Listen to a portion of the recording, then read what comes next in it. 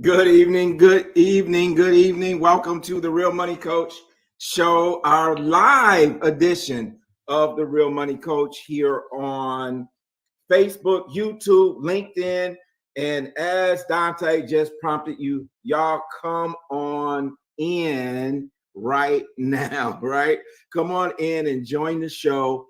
Put in the chat where you're watching from, what city, what state, what country, wherever you happen to be. Come on and put it in and join the conversation tonight. As you know, every week and each and every week, she hardly ever miss is my co-host Michelle Mitchell. She'll be joining us in just a second.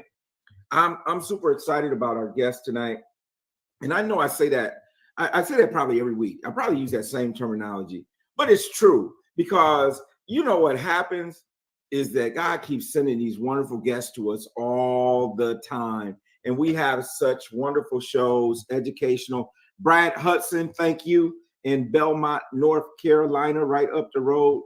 Brad is in the house, and I don't know if Brad is at work or at home, but I hope that his lovely wife is watching as well, Melissa.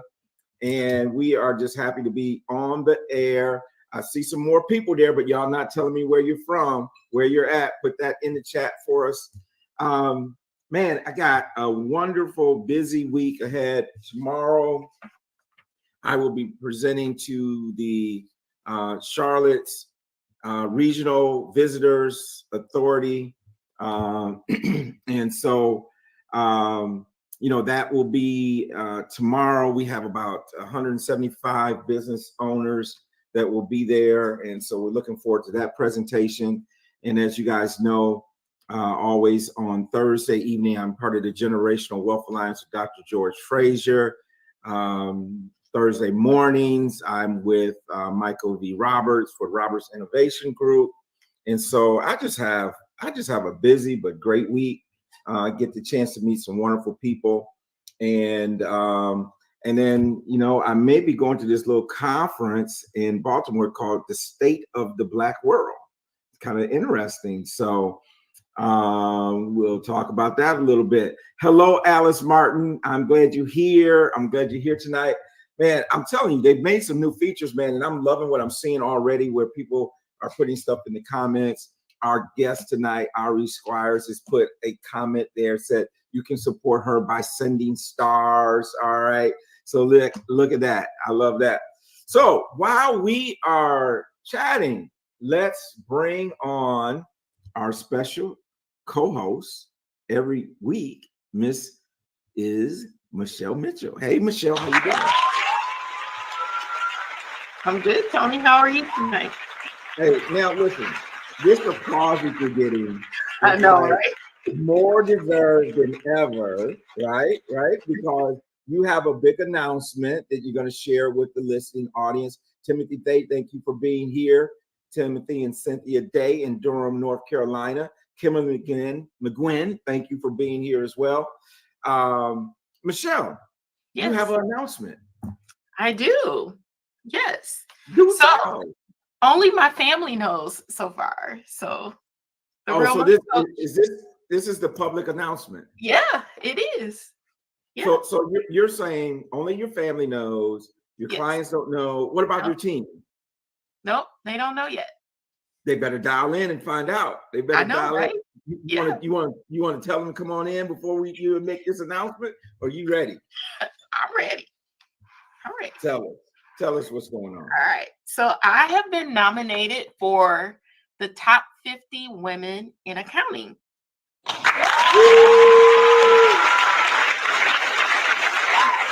Look at top 50 women in accounting. Now, you know, Michelle, congratulations, well deserved. And the thing that's so remarkable about this is that I know that there is a ton of women in the accounting profession, right? Yes. I mean, from owning their own firms to being CPAs to being all different disciplines within accounting.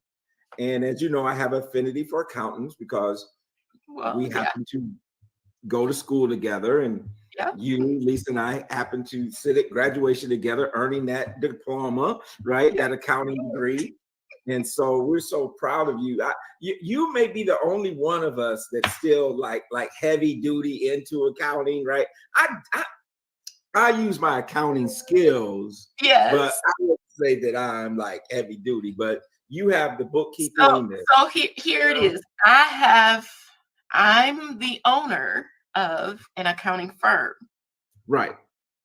I don't do accounting anymore. Well, I didn't mean literally, but you Right. are the CEO. You are the person who owns the firm, Yeah. and so that's just remarkable. And again, congratulations. I mean Thank you. that's got to feel good. It feels really good. And just to be nominated, I'm like, who nominated me? Wow. I don't even know who nominated me. Well, that's awesome. You Yeah. know, a client, somebody had nominated you, Somebody. and someone, the committee felt worthy that you would be, recognized as nominated in the top 50 Yeah, women in accounting. I know. It's amazing. It is amazing. I love It is amazing. It's so interesting. I was on a website of a CPA firm today, it. and I saw the NABA logo.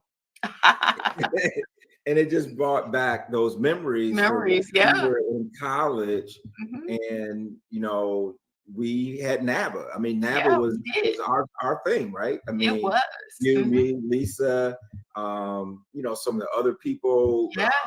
You remember Kenyatta Yep. and Kenyatta. Kevin Yeah. and just a bunch of people. We were Mhm. all part of the group, and got the chance to travel with NABA and go to different parts of the country, and Mhm. it was an awesome experience. So Yeah, it was.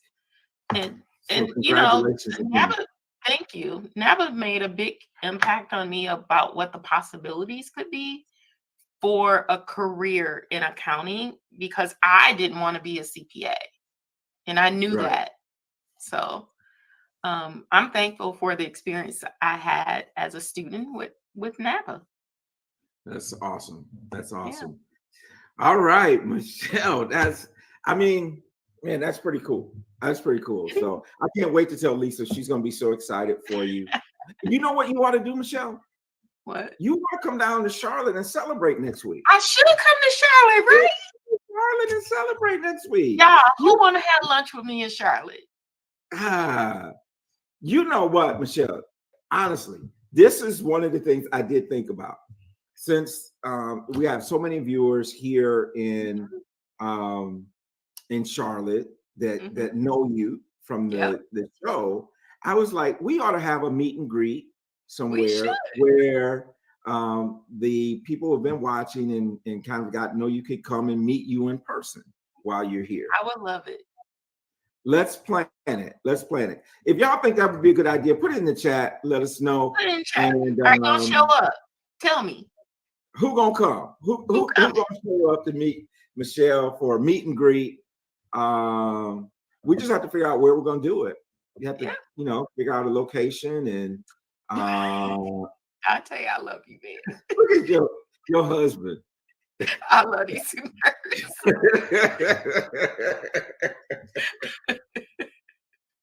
Man, I can't wait to get out of the golf course with my boy. I got tea times all set up. We you can make it. And Tony said y'all can make it to Charlotte. So right, we can make it, right. Y'all can make it. Y'all can make it. So looking forward to it. Alice Martin says a fantastic idea. Yay, Alice. Idea. And so yeah, we're looking forward to that. We're gonna do that. We're gonna do a meet and greet. Okay. We just gonna figure out what day we're gonna do it. Because we got tea times all day Friday. We'll figure it out. I know all this golfing. Yeah, we'll figure it out. Okay. Maybe y'all have a meet and greet without me. There you go. You might have a meet. That's what I was thinking, a meet and greet without you. Oh, you were? Oh, okay. I didn't know that part. That's why I said, who want to have lunch with me? Cool. Because you're going to be golfing. I'm going to be golfing. So, listen, Michelle, I want to just address one thing really quick before we bring on our guest. And, we talked a lot about the whole banking thing. last week, and we talked about Silicon Valley Bank and it's going Mhm. under, and I don't know if anyone of our viewers watches Fox News and some of the conservative things, but I want to put something. I want to dispel something real quick. Some of the conservatives on Fox News have indicated that one of the problems with Silicon Valley Bank. Have you heard this? I think I have heard what That you're about to say. one of the problems is that they gave $74 million to the Black Lives Matters movement. Yes. And that was a problem on their balance sheet, is what they're inferring. The Yeah. reality is, if you look at some of the things that they gave to, there were not direct gifts or even really direct connections to some of the organizations that they gave to the Black Lives Matter movement. But I Mhm. think, it's one of those things where, political, conservative, liberal, Democrat, all that, people tend to put their twist on things the way they see it, the way they want it to be, and how, it gives them the advantage. And maybe it's a talking point since, Mhm. the only other thing they're talking about on the news right now is the fact that Trump is going to be arrested. I don't know, whatever, right? Yeah, whatever. So, but I did want to just dispel that rumor out there, is that they did not give to the Black Lives Matter movement. They gave to some things that were COVID relief. They gave to some things that were equity and inclusion type of things, but Mhm. not anything that was directly related or support the Black Lives Matter movement. Now, it wouldn't be nothing wrong with it if they did, by the way. Let me just say that. But you can't blame their collapse on the fact that they gave to Black Lives Matter. True. And in fact, it's not even true. That's So, true. Yeah. so I just wanted to throw that out there just so that everybody's clear on it in case you do hear about that. So I don't know what else is going on in the financial news world. I've been I busy this week, so I've I don't know. I haven't seen anything really. Like I said, the only thing that I've been seeing that's been dominating the news has been Did the the Fed raise interest rates today, or they? I don't. let's Yeah, take a look. It, I've it been. was expected. I don't know if it would be today or tomorrow. I think normally they meet on Tuesday, Yeah. and then they raise interest rates. So they met today.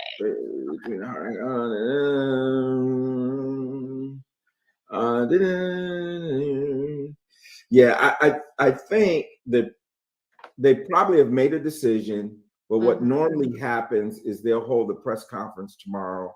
Normally, if they do it like they've typically done it, it is scheduled to be press Really? conference by Jerome Powell 2:30 tomorrow. And so Okay. we'll see which way interest rates go. Yeah. But it's a great time. Here's the thing: all the realtors that I talk to, all the mortgage people I talk to, says don't allow the interest rates to stop you from getting property now, Right. because the prices are down because the Yes. interest rates are up. And Mhm. then you get into the house when interest rates go down, you could always refinance, get into a lower interest rate, That's true. those type of things. So, I think sometimes we got to watch what's going on, but we don't want to just like overreact. And, Right. if you get a good deal, get yourself a crib, right? Right. Get yourself a new crib. It's okay. It's okay because the interest rates where they are now, I mean, years ago, I mean, this would have been I know. considered, Yeah. When right? I bought my first house, when we bought our first house, the interest rates were about 8%. Yeah, I was thinking that too. I was Yeah. thinking when we bought our first house, it was probably somewhere around 8% or something like that. So Mhm. yeah, absolutely. Yeah. Well, Michelle, let me tell you something. Let me tell you about this guest we have on tonight. I can't wait to really kind of unpack. When I had her for the radio interview, one of the things that came out is that she's a little bit old school, right? A little bit Mhm. old school, a little bit new school, a little old school like me and you, right? We probably all around the same age. But let me just read this. I just read this. This is just the first line out of an article that was done on her on Sheen magazine, right? And this is like a week ago. And when you listen to this, it tells you everything you need to know about what we're in store tonight. Okay. So now, I used to say this when we were in college. You may not remember this, but I used to say it's not where you from. It's not even where you at. It's about where you're going. Where you going? Right. Yeah. Now, I can imagine you were saying that back in college. I did say that. And part of that is because I was from this little bitty village. Right. It's like, no, it ain't where you from. It's the size of a peanut. The size of a peanut, right? One stoplight the whole town. Right.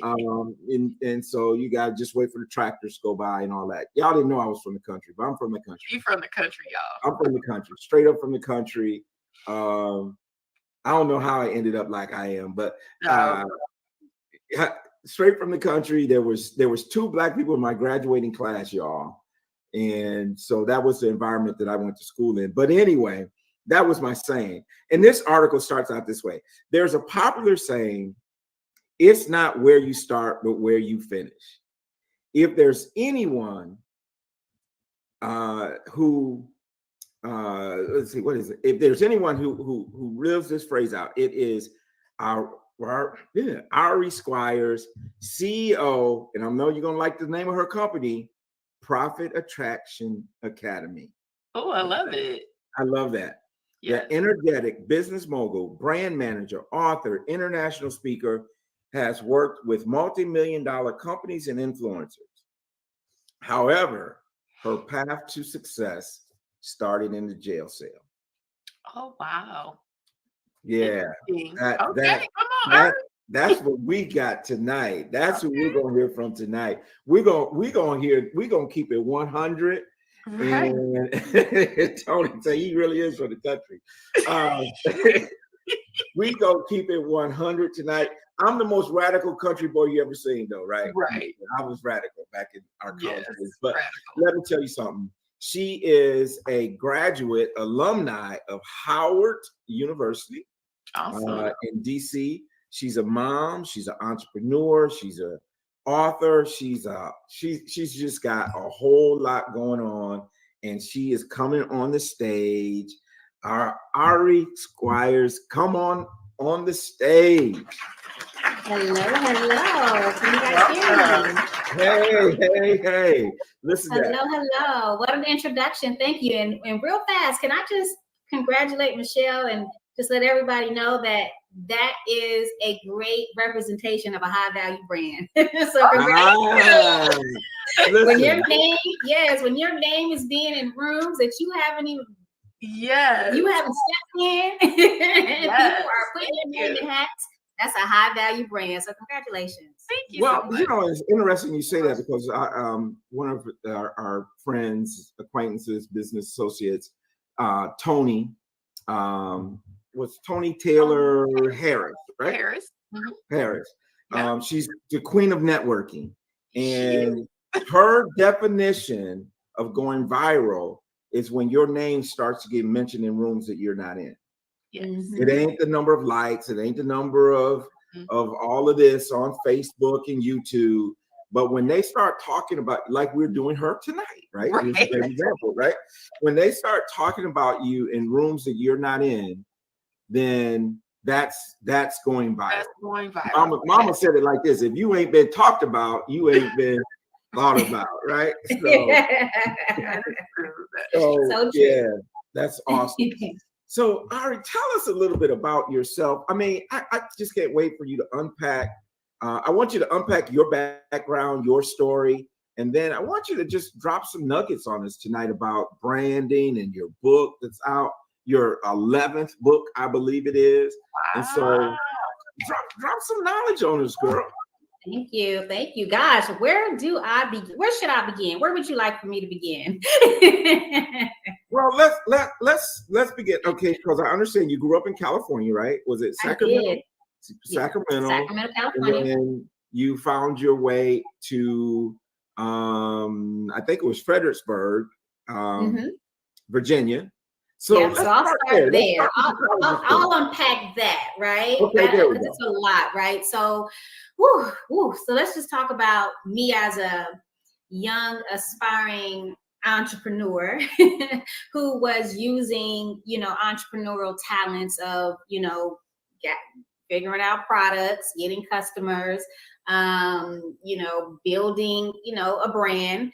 However, I was just doing it illegally. I was, in the streets, hanging around the wrong crowds of like-minded individuals because I was very enticed by the individuals that I was around. A lot of gangbangers, a lot of hustlers, a lot of people who were just really carving their way. And I think that was what intrigued me, that they were creating their own reality, but in a different way. Even though I personally was raised, not born, but I was raised in the suburbs by a very successful single mom, child psychologist. She worked her behind off to buy her home, live her dream life and to raise us right. I was a straight A student, graduated at the top of my class. However, like I said, the streets were just so interesting to me. I was so intrigued by it. But because of that, I made a lot of wrong decisions, which got me in trouble. And I know anybody watching, I'm sure you guys too, we've all made some bad decisions. And so those decisions landed me in and out of jail. Because I was just, hanging with the wrong people. But when I was in jail the last time, I had this moment, as you read in the article, the Sheen article, where I just had this moment where it was time for me to make some changes, because while I was in jail, a lot of the women just came to me. I guess they saw my light, they saw my gift that I didn't see at the time. And I was, empowering them to not come back, and to, giving them strategies on how to change their lives, and, telling them what to do. And I realized, wait a minute, maybe I should take my own advice. And so I knew that at that moment that I didn't know what I was going to do. I just knew that I wanted to be an inspiration to other young girls. I didn't know what that looked like at the time. I was only 20. I didn't know what that looked like at the time, but I knew that I wanted my life to be an inspiration. And so what's so crazy is, coming full circle today, I'll share a lot of that in between, is that now every single day I get an email, an inbox message, a text message, something where someone, a woman, a black girl, even black men are telling me that I've inspired them in some way. Not a day goes by that I don't receive a message that my assistant is not sending me something from an email of someone just saying how I've been able to, inspire them or empower them. So that is crazy to me, to see that happen. But I understand it, because my mom always told me that I can do anything I put my mind to. And that was one of those things that just stuck with me. So in all of that, while I was, when I got out, my mom, she said, I can't save you no more. I can't. This is it. It's a wrap. I keep saving you. I gotta let you go and just figure it out. And I know that had to be the most difficult thing she's ever had to do, because I have 2 children. I couldn't imagine having to just not be there for my child. But it was the best thing she ever did for me, because I did have to find my way. I did have to figure it out. So I was homeless. I was sleeping in cars. I didn't have a car myself. I was sleeping in my friends' cars, on their couches. It was horrible. But I learned a lot about myself during that time. I learned that this is not the life that I wanted. That was not the life that I wanted. And I ended up meeting a very amazing man, who is now my husband. We just celebrated 20 years of marriage on March 16th. And he saw a gift as well. And he's like, what are you doing? Why are you doing all of this dumb stuff? Like, you're so smart. You're so intelligent. What do you want to do? And I was like, I really want to go to school and major in television and film production. He was like, then why aren't you doing that? Why? Right? And so I introduced him to my mom. My mom was like, oh my God, what happened? She done found a good man. Like, what? He cuts coupons, he's smart, he's handsome, and he's never been to jail. He was just a complete opposite of every other person that she met that I had brought home. She was like, what? Okay, but you guys are moving? Okay, I'll pay for 6 months. Like, she was on board because she saw that I had someone in my life that believed in me and was going to be there for me. So we moved. We packed our stuff, drove from Sacramento, California to Fredericksburg, Virginia. because my husband's a DJ and he worked in Richmond, Virginia. And I went to Howard. So that was like that midway point. Sure. And I went to Howard and I changed my life. I changed my circle. I released what I released my chains. You know, a lot of that was my own limitations, my own thoughts, my habits, the decisions, people. I released everybody. And I had to release those chains in order to really tap into my personal power. And in that, and all of that, and going to Howard and that life-changing experience, just the teachers being so supportive. And then me and my husband got married while I was in college. And my daughter wanted to dance. And living in Fredericksburg, Virginia at that time was very, you talk about being from the country. I'm a city girl. I'm from Sacramento. I grew up around, you know, city. Let me just say that. And so it was very different, but it was exactly what I needed. But for my daughter, there was no culture. There was nothing, there was no hip hop dance classes. It was, you know, dance schools that had, they said it was hip hop, but it was really jazz over hip hop music. And I know hip hop, right? Especially with my husband being a DJ. So I was like, oh no. So me just being an entrepreneur and a trailblazer, I created my own classes. I hired, now I can't dance. I'm still trying to learn how to two-step. I can't even line dance. Like I'm embarrassed when songs come on and I'm trying to learn the line dances still. But I saw a need in my community. I saw that no one was really there was nothing for the Black kids in the community to go to where they can feel good about themselves. And so I hired some kids to come and teach, and it grew very, very, very fast. I mean, extremely fast. And I talk about it in my book, how I partnered with other high value brands in my community to make that, this a success, right? Because I didn't know anyone. Literally, we didn't know anyone. We knew one person. And so I created this dance school, very successful. Within 18 months, I had my own building. It was multiple six-figure business. I had a staff of over 12 people, just using the skills that I had all along that I was using in the wrong way. Taking my gifts of, you know, networking and partnerships and building alliances and marketing and branding and all of that stuff. I always had to dance and perform in our school. Just became this huge success in the community for 10 years.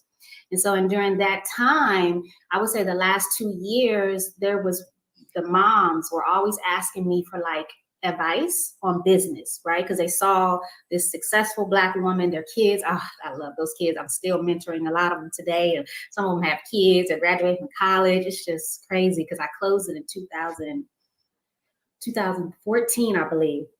But during that time, that last 2 years, I was getting burned out because dance wasn't my passion. Business, you know, but community is, but not dance. And so I just started business coaching. I started teaching people how to create successful businesses like I did, and closed the dance school, dropped all that overhead, and this new journey, which now brought me to brand management and writing books and doing masterminds and working with celebrities and multi-millionaire companies, and just having a great time with being part of the change, the financial change that I want to see in this world. And that's amazing to me because that's what I know my purpose is, to help us as Black families create wealth. And you're talking about real estate. We're closing on our home. This is the third home we purchased this Friday. And it's just important that not only do I teach people how to make the money, but it's important that they know what to do with that money as well. And I know Tony and Michelle, you guys are like the experts on that. So that's my story in a nutshell. I hope that was that was awesome. Thank you. That was awesome. Thank you for sharing that. Now I want to go back and pick at a little bit of it though, okay? and part of it is I just want you to really just talk from your heart, because I know you talked about, you know, the chains, and I keep in my mind, like I keep thinking about Juanita Barnum, break every chain, or you know, we hear people, you know, singing, you know, break every chain and those type of things. But your first book, I believe, if I'm correct, I'm not sure if it was first, but it was first. Release the Chains, a woman's roadmap for finding strength to reclaim her destiny. I want you to speak to the hearts of this is Women's History Month, right? So I want you to speak to the heart of women who may be watching this, maybe watching this replay, that feel like that they have these chains on them, right? It could be he could have a name, right? It could be a situation, it could be their finances, it could be a number of different things. But speak to the heart of them, and what would you tell that woman, especially? And I know it applies to guys too, but I want you to speak to the women particularly tonight. Yeah, absolutely. And I would love to speak to the women and the men if I could, because I think we're not speaking to the men enough. Men too have changed. This is really silent. It's silent, which I think are the worst. I think it's the worst because it's pent up, and it comes out in other ways that are really hindering our Black men in this society. But speaking to everybody, I think it's important that we identify those chains, right? It's kind of like a 12-step program when you're alcoholic or you're on drugs, and you have to first know and take responsibility that you made some wrong decisions, right? Because I'm one of those people where, I know everybody may not agree, but I feel like everything that's happened to us up until this point, we are responsible outside of, our creators, outside of God, right? We're responsible. So we have to take responsibility, number one. And when you take responsibility, you open yourself up to realizing and identifying what those chains are, what those strongholds are, what those limiters are. And it's usually some kind of story that we've been told, some story we keep telling ourselves. I know a lot of people grew up in dream killer homes, including myself. My mom never wanted me to be an entrepreneur. At that time, she didn't know an entrepreneur. We grew up, especially, so and I've been to Sacramento, a couple of times, and I think Sacramento is kind of a blue collar town. It is. To me. Yep. Right. It depends where you are. And so Michelle and I grew up in blue collar towns. Yeah. Right? And the thing when we grew up was go to school, right? Yeah. And it evolved a little bit from go to school, get your high school diploma, and then get you a good job. Get in you the a factory, job. Probably in the auto industry, maybe Whirlpool, Michelle, right? Yeah. Or something like that. Yeah. And then it evolved to go to college, but it was still get yourself a good job. Because we didn't know entrepreneurs. We didn't have them. I don't remember an entrepreneur in my family, right? I'm sure there was one somewhere, right? I knew one. You knew one. Right. So I was actually lucky to have some actually. Now that I think about it and really hone in on this, I actually was lucky to have some entrepreneurs in my family, but they lived in Wisconsin and Mississippi. But I just kind of remember, and then my great grandfather and grandmother, mainly my grandfather, they owned a farm, and they had, from what I hear, the best molasses in all of Pontotoc, Mississippi. So, and then my father, he was a pimp. That's an entrepreneur. He said we gonna keep it real, right? We gonna keep it real. As my husband would say, he's a hustler. He's a hustler. Right? Well, that's pretty awesome. So thank you for that, and thank you for including us fellas in it, because you're right. I mean, so often guys just kind of hide it and tuck it away, and then it manifests itself in the wrong ways. And so, but I love that. So now tell us a little bit about the new work that you're doing, the new book, and a little bit about that. Yeah. So, where do I start? Well, I know that one thing that I teach a lot and really help with my clients when they come to me, when they hire me as their brand manager, is the main thing is what we're doing is I'm not just coaching people where I'm just kind of telling you what to do and then you go and do it. I did that. I didn't enjoy it. I found that the clients who my clients who had the best success were those that I was able to create custom plans with and work with as a partner, where we're meeting bi-weekly. My team is their team, my finance team is their finance team, my marketing team is their marketing team, my content writers, so that way they had everything in-house and it was all in alignment, right? Mm-hmm. And so with that, the main thing that we're working on is increasing their brand equity. Because just like with Michelle, she obviously has a lot of brand equity, which is brand value, which is, some people's value when you're starting out is real low. But as you work in your business and you're intentional about the decisions that you make and the strategies that you build and the relationships that you build, you begin to build equity, which is value, and you become this high value brand. And now you can charge premium prices for your services. Like Michelle was saying before we started rolling, just like myself, we have businesses. We own the companies, but we don't necessarily have to be hands-on in the company. Right. But you have to be a high value brand in order to do that. And it takes some building. And so in my book, Become a High Value Brand, I give people a method, a 7-step method on how to, creatively build the equity in their brand and then how to leverage it. And so that's what I'm doing now. And it's pretty, I truly love it because I realized that's what people needed. Wow. I love that. What's the name of your book? What's the name of your book? Become a High Value Brand. Okay. Now, let me ask you this. How do you prefer people to get your book? Do you want them to go to Amazon? You want them to go to your website? Oh, you know something about that, Toby Jackson. Yeah, I don't sell my books I don't sell many of my books on Amazon. Listen, I like to keep all my money. that little bitty check that comes from Amazon, whatever, right? So, and that's what happened to me, right? So the day my book was released, it was #1 release on Amazon, and that's like, why don't we sell that on our website?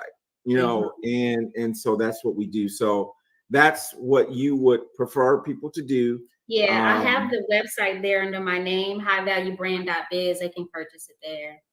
Highvaluebrand.biz. There it is. So so you talked about that little $8 on Amazon. That's how I feel. That's how I feel too. So building a high value brand and brand equity and leveraging that equity is huge. So what is I don't want you to give all the secrets away, but just give us a little nugget about how do you leverage that brand equity? Oh man, there's so many ways. Let me give you one. Let me see. Well, number one is tapping into what I have termed your guru-isms. Your guru-isms is not necessarily you being like this popular guru and everybody knows you, because I don't believe in the likes and the follows and all that. I have clients, how it is. We have people we know that make a lot of money, but they don't have any likes and followers at all. Right.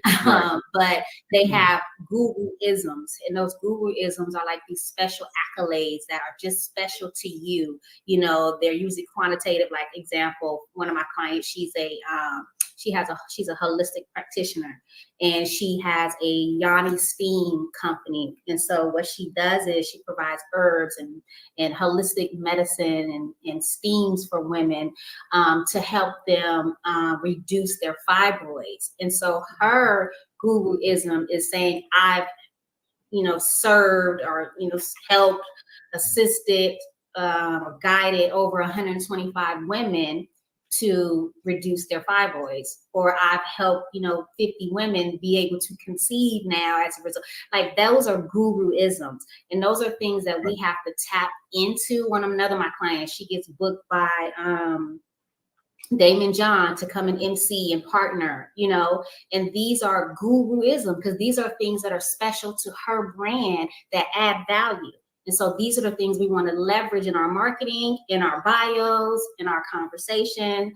I always talk about how Stephen Graham, Oprah's boyfriend, is my mentor. You know what I'm saying? I'm not bragging. That's a value for him to to want to see value in my brand based on who he is as a brand himself. That's a guruism. Someone, Denzel Washington, told them that they were a great actor. That's a guruism. You just have to strategically and intentionally use these guruisms in a way to leverage them to build your brand value. So that's one way of doing it. Well, one of the conversations that we had, I don't know if it was actually on the air or when we were just talking, is about how, today everyone's all about the social media, right? The TikTok, the Facebook, the LinkedIn, the Instagram. I can't even keep up with all that, right? I know. And I came kicking and screaming, right? I came kicking and screaming into social media and still kicking and screaming. But we talked a little bit about how you can create your brand and your brand equity without necessarily being, just so tied to social media. Can you speak on that a little bit? Absolutely. I call that silent money. Girl, I like that. Yeah, silent money, because silent money is in the process of being trademarked. But it's silent money. It's that money that we make offline, because like I shared with you before, the old way of doing business actually still works. But I'm not anti-social media. I'm not anti-TikTok. I'm not anti any of that stuff, because it is helpful. It can't, there are some brands, not a lot and not every. And that's the problem. People think that just because one person has success or they're having success, and I talk about that in my book, of course, they think that they can do it too. It's not for everybody. So I believe in diversifying the way that we position our equity, the way we position our brand. And there's a lot of ways of, doing business offline that are still, actually, I find in the work that I do, my clients have more success with offline silent money marketing strategies than they do online, because some of us don't have time to sit and post 3, 4, 5, 6 times a day. We don't have time to sit here and be engaged and make because social media is a social platform. So you have to be social. My husband, he's an introvert. He's shy. Don't let him hear me say that, but he is. That's not where he lives. He lives on relationships and referrals and those types of things. So I just think it's important that we can be tricked and fooled and lied to and led to believe that we have to build a brand on social media, where sometimes a lot of us only need social media or the internet to position ourselves, and that's it. To have a presence, right? So if someone goes there, they can see that you have a presence. I know for me, referrals and word of mouth is really the key. And relational networking. I still like in front of people, right? I still like getting in front of people and being able to develop that rapport that you can do that through virtual, but it's still something about being present. That's just like, for us, I mean, it was time to go back to church, right? It was time for the church doors to open back, because that virtual church was getting old, and we needed it's not the same energy. Yeah, it's not the same energy. And so we needed to get back into the church and be around people. And like you mentioned, it's relationships. That's so important. Yeah, absolutely. And we're forgetting how important it is. We're forgetting how important it is, because with COVID, we were locked inside for a long time. Our kids were having this difficult time learning online. It was just crazy. And you realize how important, like she said, relationship equity. It'll take you great for introverts, though. It was great for introverts, though. Yeah.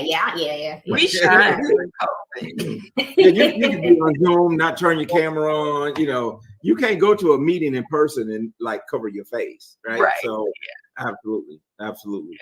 And it did have a lot of great things, because even like the platform we're on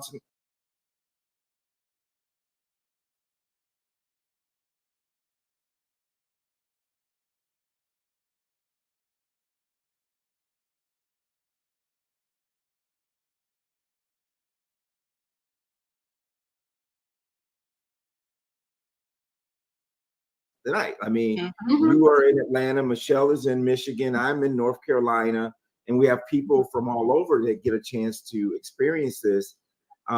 This type of thing became very common, you know, with COVID, and I don't know that we Absolutely. would be where we are in terms of that technology had it not been there. So Yeah, and I'm not anti any of it. I'm just pro diversification. right, right, Right? It doesn't take one or the other. It really takes both. But a lot of entrepreneurs, and I know this because they come to me all the time with wanting help. Okay, I need to sell online. How do you know that? Because everybody is telling me that I need to sell online. Everybody's online. I was like, that doesn't mean they're successful. You know how I know? Because they come to me for help and they're not doing as well they as they look really good on right. social media, look like they balling, but Yes. the reality, and it's interesting, as I was having a conversation with a venture capitalist today, and we were just talking about that. He said some of the struggle is we have some business that look like they're doing really well. We got business Yeah. owners that are doing really well, but they couldn't tell you what their revenue is versus Right. their profit. They Yeah. couldn't tell you what their marketing strategy is. You know, they Yeah. can't tell you, they don't have a 5-year strategic plan, but you Yeah. know, they're selling, they're making money and all these type of things, but they're not really getting, they're not in a position where someone who wants to come invest, or if they want to sell their Yeah. business, can be able to do that because they don't have Yeah. those They're not prepared for growth at all. They're just doing everything for right now without realizing that there's a future, you know, in growing this business. I see it all the time, and those are the people that I love to support to get them right, get their organizations, their operations and everything in alignment, get right. Like, let's do business the way business is supposed to be done, you know? right. I And, love and you know, I did notice on your website that you have a team of people. You got graphic artists, you got different elements that all kind of go into that brand piece. So if I'm sitting here, I'm an entrepreneur, and I got this brand and I don't know quite what to do with it, what would Mhm. be your recommendation for someone in that position today? Yeah. So of course everything is customized because some people have certain things, but we do everything from photo shoots, bringing in our own makeup artists, stylists. We style men and women. We do websites. A lot of times people don't realize that a website serves three purposes. One, to collect leads. The other one is to position yourself as an expert. And the third one is to sell stuff. All that other stuff, you know, sometimes some people's websites are too me centric. Like, it's all about you. Like, I this and I that, and I don't care about that. What's in it for me, right? So we Right. have to change some of the language on those websites. A lot of times we just rebuild them. We rebuild them. We also have on our team a sales strategist that teaches you how to do sales conversations so that you're converting more during your consultations. Because a lot of people, they may be good at marketing, but not at selling. So we have someone so we either teach you or we do sales for you. We can become your sales team. We book our clients who are aspiring speakers or speakers for speaking events. It's a brand management company, so we literally do it all. We set up financial plans. Of course, that's the first thing we do because we can't set goals without a financial plan. Wait a minute, I'm talking to the money people. Y'all know what I'm talking about. I forgot who I'm talking to. Anyway, go girl. Yes. So we do all the visual. We do your graphic design work, like for your content for social media. We do everything from book publishing, whatever you need. We ask you a whole bunch of questions, get all of your business, find out how much money you're making, your costs, you know, per product, everything. And so we come in, we do video production because, you know, I'm a filmmaker. And so we do commercials that people can use to put on different ads or on their websites. We do speaker reels, any branding visually that our clients need. We're able to do that in-house under one umbrella.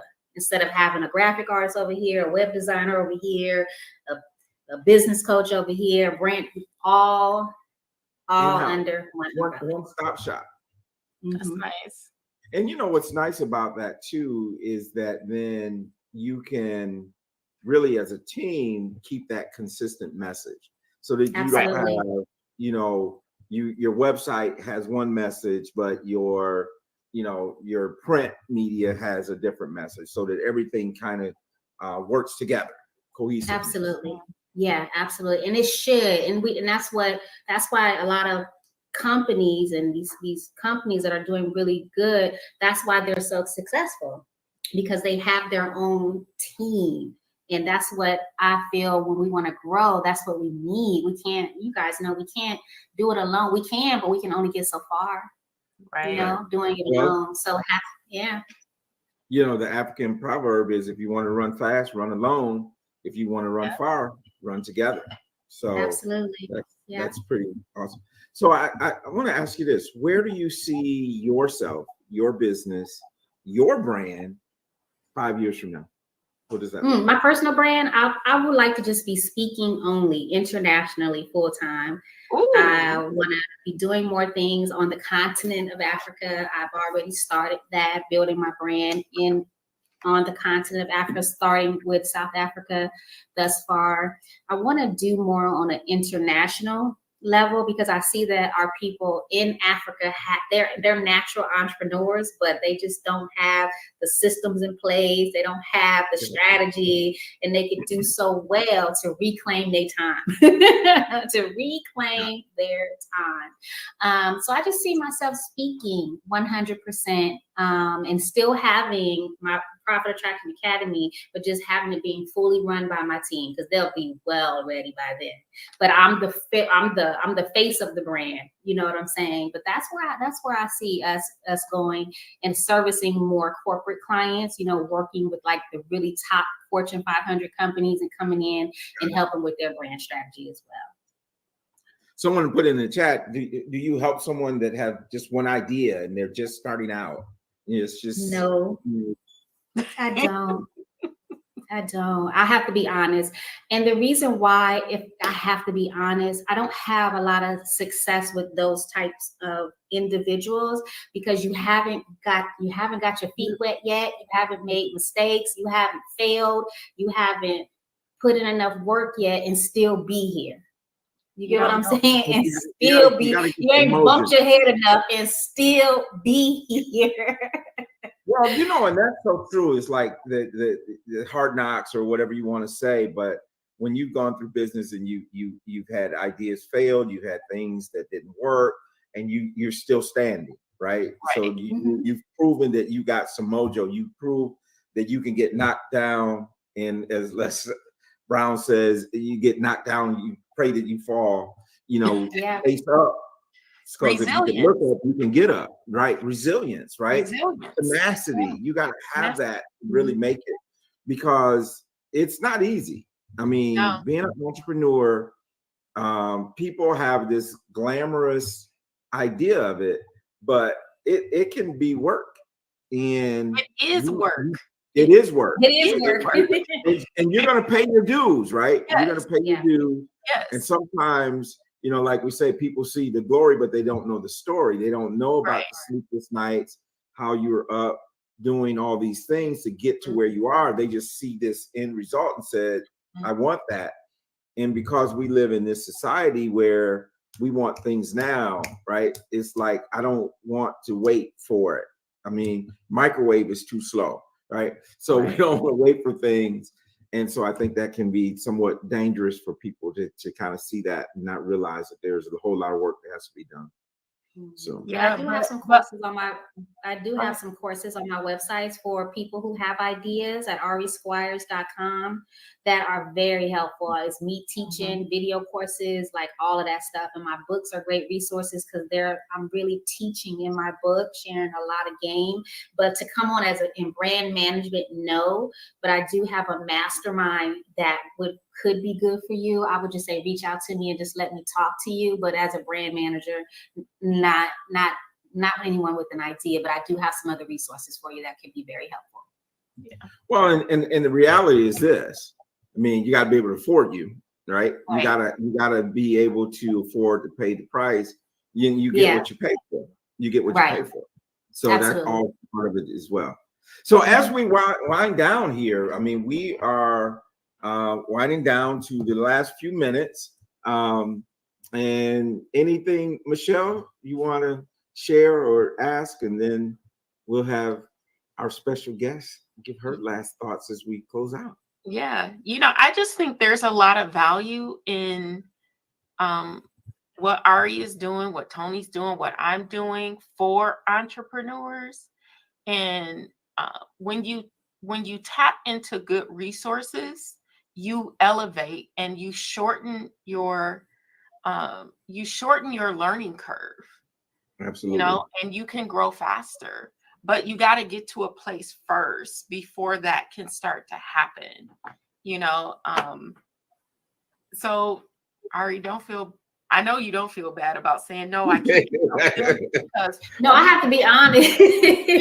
Right. With those people, and we know you just don't know what you don't know yet.